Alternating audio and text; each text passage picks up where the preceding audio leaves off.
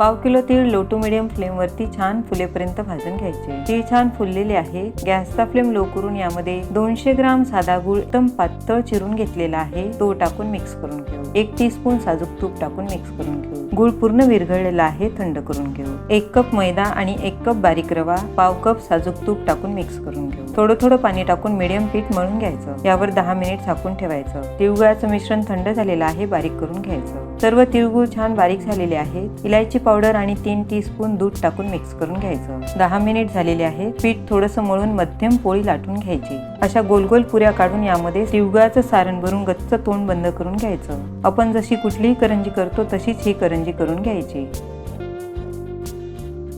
तेल मीडियम गरम झालेलं आहे। गॅसचा फ्लेम लो करून यामध्ये करंज्या टाकून घेऊ। लो टू मीडियम फ्लेमवरती छान गोल्डन करंज्या तळून घ्यायच्या। मस्त खुसखुशीत तिळगुळाच्या करंज्या तयार झालेल्या आहे। कमेंट्स आणि चॅनलला सबस्क्राईब करायला विसरू नका।